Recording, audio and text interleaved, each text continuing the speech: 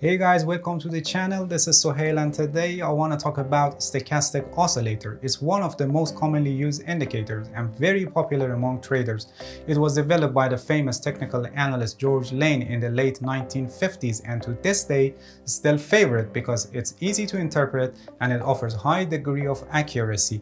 Stochastic oscillator can be used for identifying overbought and oversold conditions, for divergences and also crossovers. If you're interested to learn this excellent indicator and use it in your trading system, stay tuned and let's get started.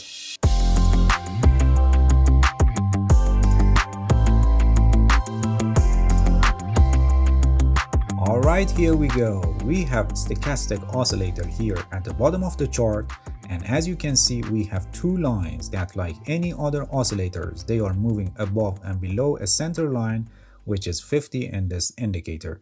Stochastic oscillator is a bounded indicator which is scaled from 0 to 100, and the area from 20 to 80 is marked with different color. And actually we use these two levels, I mean reading above or below 20 and 80, for identifying some conditions. The blue line is called K% and the red line is called D%. This indicator actually compares a specific closing price with the range in a specified period of time, I mean the lowest low and highest high in that time period. For example, if we choose the look back period 14, stochastic oscillator compares closing price with the highest high and lowest low on the last 14 candles. The calculation of these two lines in stochastic oscillator is very simple. The K% is calculated as current close minus lowest low in the specified time period divided by highest high minus lowest low in that time period, and the result is multiplied by 100. And the D% is calculated as simple moving average of the K% with length of 3. This is what George Lane calculated for this indicator, and today we know it as fast stochastic oscillator because the K% line can move very fast and choppy with lots of false signals. That's why George Lane in his books and publications only focused on the D% line, which is moving average of the K% line, so moves smoother. After that, slow stochastic oscillator was introduced. In this new version, after calculating simple moving average of the K% with length of 3, which is exactly the D% in the previous version, it becomes our K% line. In other words, we smooth the fast K% with simple moving average of length 3, and for the D%, again we calculated simple moving average of the slow K% with length of 3. The default lookback period for a stochastic oscillator is 14, and also 3 is used to smooth the K% to make it slow, and again 3 for the D%. You can adjust the smoothing period and lookback period in the calculation of the K% and D% to increase or decrease the sensitivity of the oscillator based on your trading style or the market that you're trading. The default setting is usually fine and works pretty well on different time frames, but it's a good idea to test different periods and see what setting better suits your trading style, trading system, and the market that you're trading. Okay, let's see what stochastic oscillator tells us. As I said, stochastic oscillator compares the closing price with a range of lowest low and highest high in a specified period of time, with the default setting the range of lowest low to highest high in the last 14 candles. So when the oscillator is above 50, as you can see here in this example, the close is actually in the upper half of the range. As you can clearly see that the close is above the middle line of the range, and when the oscillator is below 50, the close is in the lower half of the range. As you can see here, it's below the middle line of the range. When we have high reading, I mean when the stochastic oscillator goes above 80, it tells us that the closing price is near the highest high in the specified time period. For example, with the default setting, we say that the closing price is near to the highest high of the last 14 candles. As you can see here in this example, with the stochastic reading above 80 and the closing price near to the top of the range.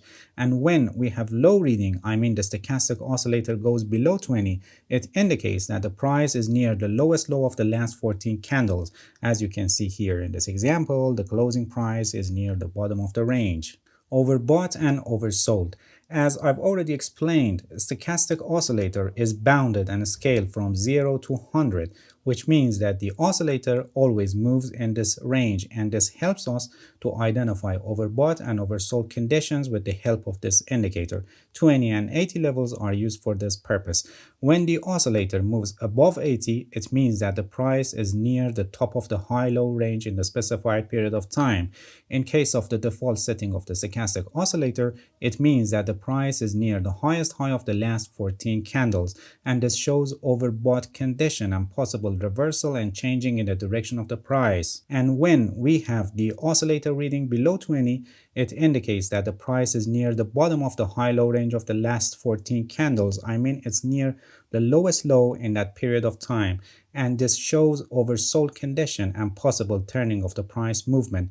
As you can see here on this chart, the price is in a trading range, and we have some overbought and oversold readings, and we can clearly see how the price reacted and changed its direction. Similar to other oscillators, overbought and oversold reading of the stochastic oscillator works better when the price is in a trading range. Pay attention that in trading ranges also the oscillator may remain overbought or oversold when the momentum is strong, and in this case breaking of the range is likely to happen and a new trend may form.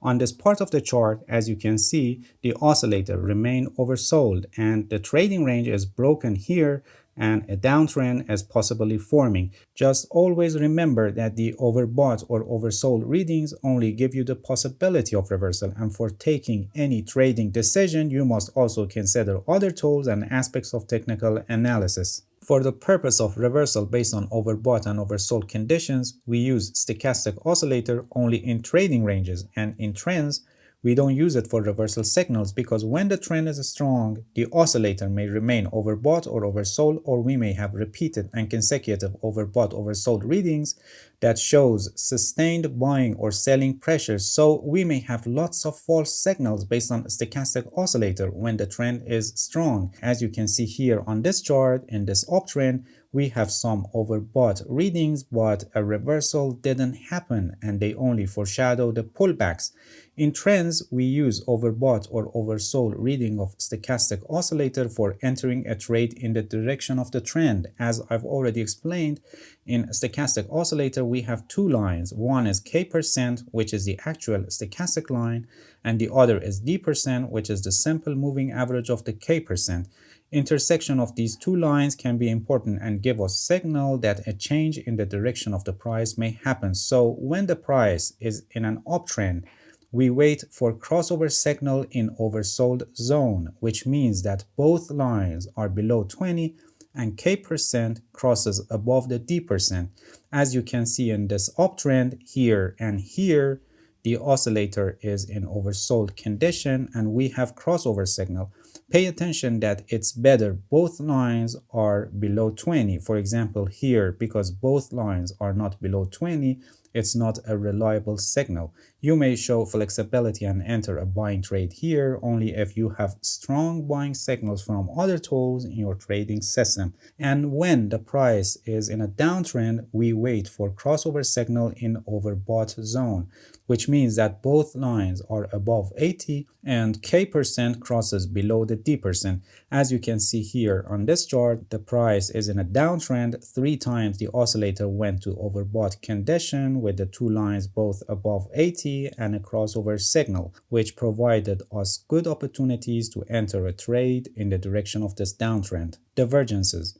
When the movement of the price is not aligned with the movement of the stochastic line and there is a divergence between them, it can show possibility of reversal and changing in the direction of the price movement because the momentum doesn't confirm the price movement.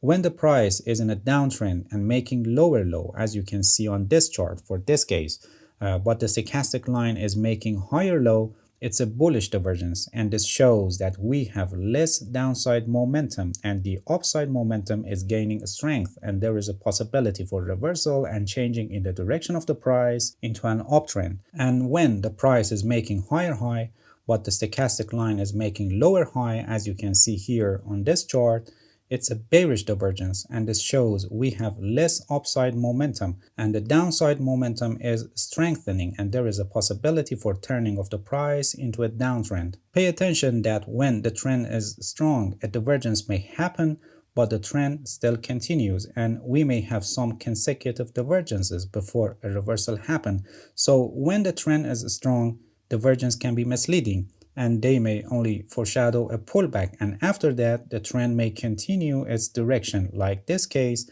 that you see on this chart. The important point that you must always pay attention is that you should never trade only based on stochastic oscillator, and you must also have other tools in your trading system that confirm your trading decisions.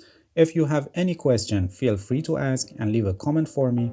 I'll answer your questions as soon as possible. If you found any value in this video, please like it. Please subscribe to my channel if you haven't already and hit the bell so you get the notifications of my new videos. Thank you for watching this video and good luck with your trading.